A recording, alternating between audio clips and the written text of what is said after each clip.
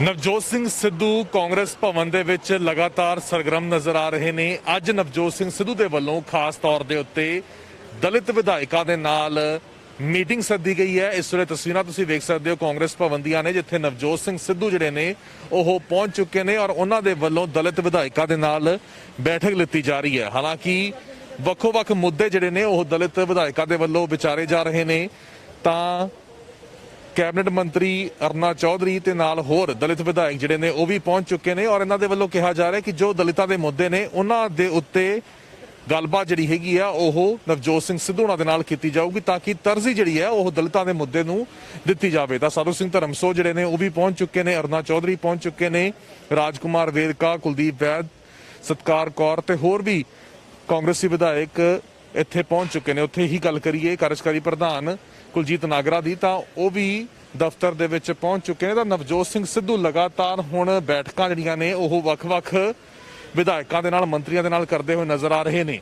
ਤਾਂ ਨਵਜੋਤ ਸਿੰਘ ਸਿੱਧੂ ਦੀ ਅੱਜ ਇਹ ਦਲਿਤਾਂ ਦੇ ਨਾਲ ਬੈਠਕ ਜਿਹੜੀ ਹੈਗੀ ਹੈ, ਇਸ ਦੇ ਕੀ ਮਾਇਨੇ ਨਿਕਲਦੇ ਨੇ, ਕਿਹੜੇ ਮੁੱਦਿਆਂ ਦੇ ਉੱਤੇ ਚਰਚਾ ਹੁੰਦੀ ਹੈ, ਇਹ ਬੈਠਕ ਤੋਂ ਬਾਅਦ ਹੀ ਪਤਾ ਚੱਲ ਪਾਊਗਾ। ਪਰ ਜਿਹੜੇ ਵਿਧਾਇਕ ਪਹੁੰਚ ਰਹੇ ਨੇ ਉਹਨਾਂ ਦਾ ਕਹਿਣਾ ਹੈ ਕਿ 85ਵੀਂ ਸੋਧ ਨੂੰ ਲੈ ਕੇ ਖਾਸ ਤੌਰ ਦੇ ਉੱਤੇ ਗੱਲਬਾਤ ਜਿਹੜੀ ਹੈਗੀ ਹੈ ਉਹ ਕੀਤੀ ਜਾਊਗੀ, ਕਿਉਂਕਿ ਉਸ ਤੋਂ ਪਹਿਲਾਂ ਵੀ ਜੇਕਰ ਮੁੱਖ ਮੰਤਰੀ ਕੈਪਟਨ ਅਮਰਿੰਦਰ ਸਿੰਘ ਦੀ ਗੱਲ ਕਰੀਏ ਤਾਂ ਉਹਨਾਂ ਦੇ ਵੱਲੋਂ ਵੀ ਇਹ ਖਾਸ ਤੌਰ ਦੇ ਉੱਤੇ ਕਿਹਾ ਗਿਆ ਹੈ ਕਿ ਖਾਸ ਤੌਰ ਦੇ ਉੱਤੇ ਦਲਿਤਾਂ ਦੇ ਵਾਸਤੇ ਜਿਹੜਾ ਹੈਗਾ ਉਹ ਇੱਕ ਫੰਡ ਐਲੋਕੇਟ ਕੀਤਾ ਜਾਊਗਾ।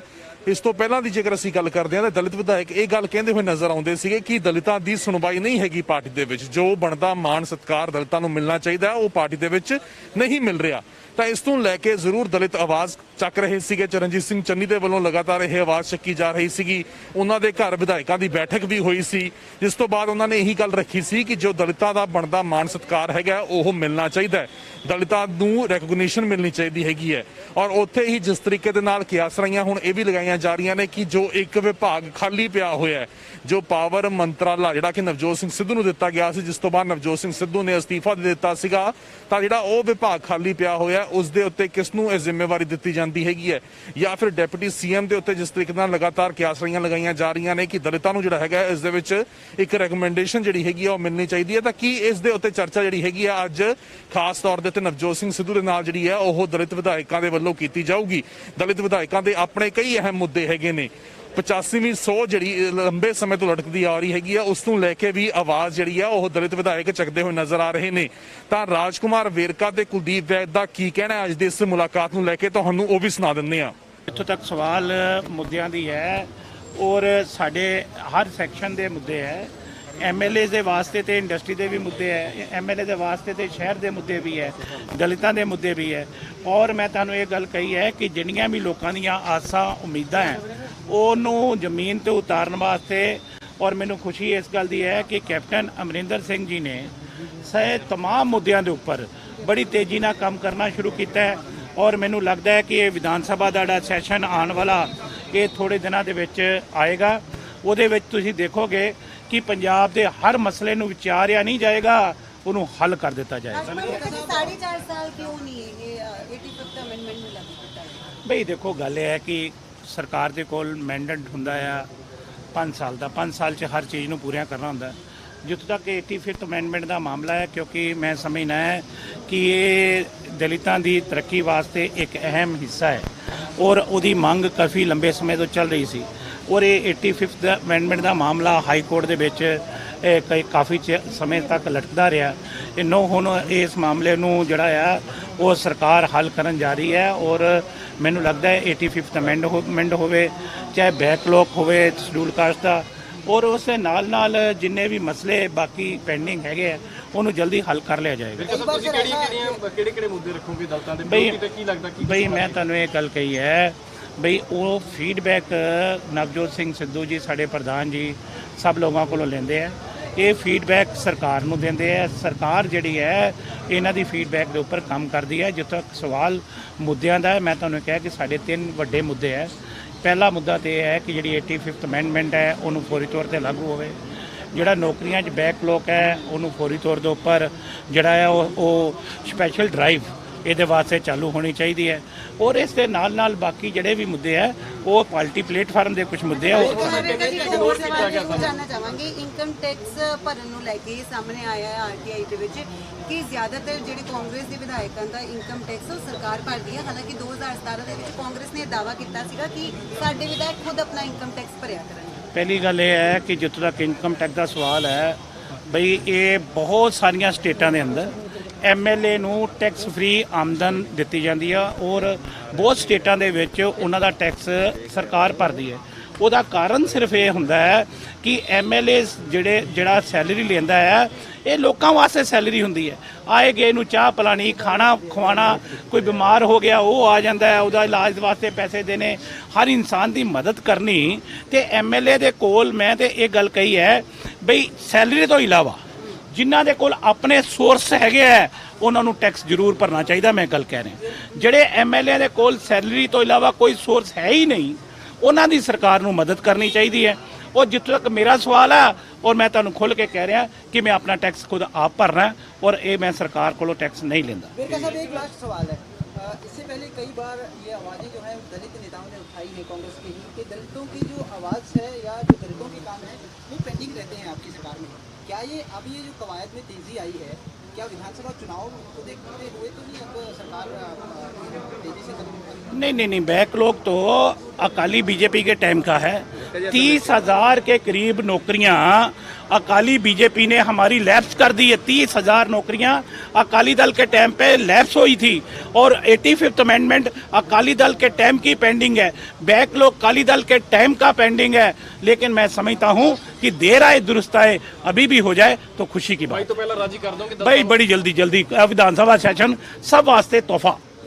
देखो कॉन्स्टिट्यूशन ऑफ इंडिया दे विच हर एक जिहड़ा भारती है ਉਹ ਇਲੈਕਸ਼ਨ ਲੜ ਸਕਦਾ ਹੈ। ਉਹਦੀ ਕੁਆਲੀਫਿਕੇਸ਼ਨ ਹੈ ਕਿ ਐਮਐਲਏ ਦੀ ਇਲੈਕਸ਼ਨ ਤੇ ਐਮਪੀ ਦੀ ਇਲੈਕਸ਼ਨ ਲਈ ਘੱਟੋ ਘੱਟ 25 ਸਾਲ ਉਮਰ ਚਾਹੀਦੀ ਹੈ।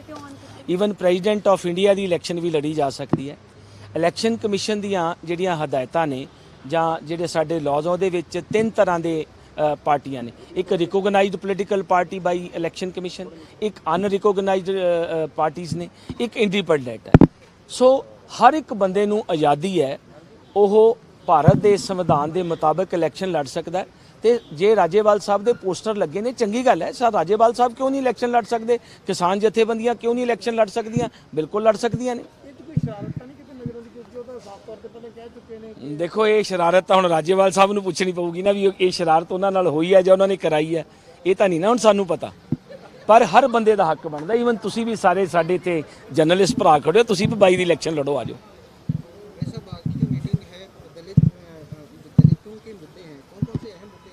85th ਅਮੈਂਡਮੈਂਟ ਹੈ ਜੀ ਉਹ ਬਹੁਤ ਇੰਪੋਰਟੈਂਟ ਹੈ। 85th ਅਮੈਂਡਮੈਂਟ ਸਾਡੀਆਂ ਪਿਛਲੀਆਂ ਕਿਸੇ ਵੀ ਸਰਕਾਰਾਂ ਨੇ ਨਹੀਂ ਲਾਗੂ ਕੀਤੀਆਂ। ਪਿਛਲੀ ਕਾਂਗਰਸ ਸਰਕਾਰ ਦੇ ਵਿੱਚ ਵੀ ਇਹ ਲਾਗੂ ਨਹੀਂ ਹੋਈ। 15 ਸਾਲ ਸ਼੍ਰੋਮਣੀ ਅਕਾਲੀ ਦਲ ਇਸ 97 ਤੋਂ ਲੈ ਕੇ 2 ਤੱਕ 7 ਤੋਂ ਲੈ ਕੇ 17 ਤੱਕ ਸਰਦਾਰ ਪ੍ਰਕਾਸ਼ ਸਿੰਘ ਬਾਦਲ ਚੀਫ ਮਿਨਿਸਟਰ ਰਹੇ ਨੇ, ਉਹਨਾਂ ਨੇ ਵੀ ਲਾਗੂ ਨਹੀਂ ਕੀਤੀ। 2002 ਤੋਂ 7 ਵਿੱਚ ਵੀ ਨਹੀਂ ਲਾਗੂ ਹੋਈ, ਲੇਕਿਨ ਕੈਪਟਨ ਅਮਰਿੰਦਰ ਸਿੰਘ ਹੋਰਾਂ ਨੇ ਇਸ ਵਾਰੀ ਸਾਨੂੰ ਪੂਰਾ ਭਰੋਸਾ ਦਿੱਤਾ ਕਿ ਉਹ ਇਹਨੂੰ ਲਾਗੂ ਕਰਨਗੇ। ਇਸ ਤੋਂ ਬਾਅਦ ਸਰਦਾਰ ਨਵਜੋਤ ਸਿੰਘ ਸਿੱਧੂ ਜਦੋਂ ਦੇ ਪ੍ਰਧਾਨ ਬਣੇ ਨੇ ਉਹਨਾਂ ਨੇ ਇਹ ਸਾਡੀ ਅੱਜ ਪਿਛਲੇ 15 ਦਿਨਾਂ 'ਚ ਦੂਜੀ ਮੀਟਿੰਗ ਲੈ ਰਹੇ ਨੇ ਐਂਡ ਉਹਨਾਂ ਨੇ ਵੀ ਸਾਨੂੰ ਆਸ਼ਵਾਸਨ ਦਿੱਤਾ ਕਿ ਜਿਹੜੀ 85th ਅਮੈਂਡਮੈਂਟ ਆ ਉਹ ਲਾਗੂ ਕੀਤੀ ਜਾਏਗੀ। ਮੇਨ ਮੁੱਦਾ ਹੀ ਇਹ ਹੈ ਜੀ, ਤੁਸੀਂ ਦੇਖੋ ਨਾ ਕਾਂਗਰਸ ਸਰਕਾਰ ਨੇ 51,000 ਰੁਪਈਆ ਸਾਡੇ ਦਲਿਤ ਪਰਿਵਾਰਾਂ ਦੀ ਬੇਟੀਆਂ ਦੀ ਸ਼ਾਦੀ ਤੇ ਕਰ ਦਿੱਤਾ। ਬਹੁਤ ਵੱਡੀ ਅਚੀਵਮੈਂਟ ਹੈ। 590 ਕਰੋੜ ਰੁਪਇਆ ਸਾਡੇ ਦਲਿਤ ਪਰਿਵਾਰਾਂ ਦਾ ਤੇ ਲੈਂਡਲੈਸ ਲੋਕਾਂ ਦਾ ਕਰਜ਼ਾ ਮਾਫ ਕਰ ਦਿੱਤਾ। ਬਹੁਤ ਵੱਡੀ ਗੱਲ ਹੈ। ਅੱਗੇ ਕਿਸੇ ਸਰਕਾਰ ਨੇ ਇਹ ਕੰਮ ਨਹੀਂ ਕੀਤਾ। ਸ਼੍ਰੋਮਣੀ ਅਕਾਲੀ ਦਲ ਨੂੰ ਤਾਂ ਸੁਪਨਾ ਵੀ ਨਹੀਂ ਆਇਆ ਇਸ ਗੱਲ ਦਾ। ਦਿੱਲੀ 'ਚ ਕੇਜਰੀਵਾਲ ਨੂੰ ਸੁਪਨਾ ਨਹੀਂ ਆਉਂਦਾ।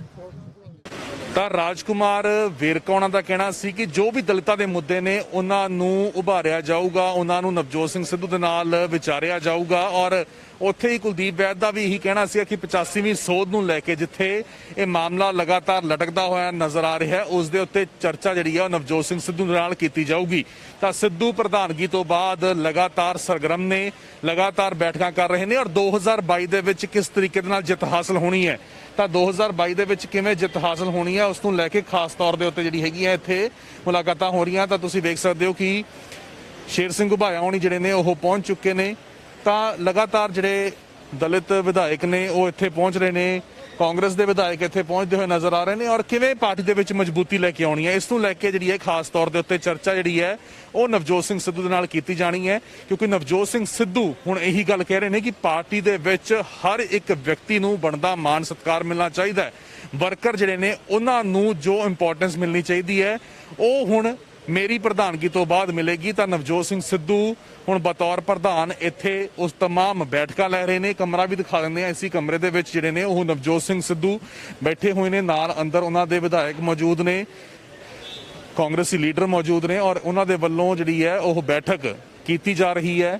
ਔਰ ਜਿਵੇਂ ਹੀ ਬੈਠਕ ਸਮਾਪਤ ਹੁੰਦੀ ਹੈ ਉਸ ਤੋਂ ਬਾਅਦ ਕੀ ਕੁਝ ਗੱਲਾਂ ਨਿਕਲ ਕੇ ਬਾਹਰ ਆਉਂਦੀਆਂ ਨੇ, ਕਿਹੜੀਆਂ ਗੱਲਾਂ ਦੇ ਉੱਤੇ ਚਰਚਾ ਹੁੰਦੀ ਹੈ, ਉਹ ਵੀ ਅਸੀਂ ਤੁਹਾਡੇ ਤੱਕ ਜ਼ਰੂਰ ਪਹੁੰਚਾਵਾਂਗੇ। ਕੈਮਰਾਮੈਨ ਬਲਜਿੰਦਰ ਦੇ ਨਾਲ ਗਗਨਦੀਪ ਸਿੰਘ, ਟੀਵੀ ਪੰਜਾਬ, ਚੰਡੀਗੜ੍ਹ। ਸਤਿ ਸ਼੍ਰੀ ਅਕਾਲ ਜੀ, ਮੈਂ ਨਿਰਮਲ ਮਾਨ ਊੜਾ ਟੈਕਸ ਸੈਟਲਮੈਂਟ ਤੋਂ। ਇਹ ਤੁਸੀਂ ਵੀਡੀਓ ਦੇਖ ਰਹੇ ਸੀ ਟੀਵੀ ਪੰਜਾਬ ਦੇ ਉੱਤੇ। ਇਹੋ ਜਿਹੇ ਹੋਰ ਜਾਣਕਾਰੀ ਭਰਪੂਰ ਵੀਡੀਓ ਦੇਖਣ ਵਾਸਤੇ ਟੀਵੀ ਪੰਜਾਬ ਦੇ ਚੈਨਲ ਨੂੰ ਸਬਸਕ੍ਰਾਈਬ ਕਰੋ ਤੇ ਨਾਲ ਹੇਠ ਦਿੱਤੇ ਹੋਏ ਬੈਲ ਆਈਕਨ ਦੇ ਬਟਨ ਦਬਾਓ। ਸਤਿ ਸ਼੍ਰੀ ਅਕਾਲ।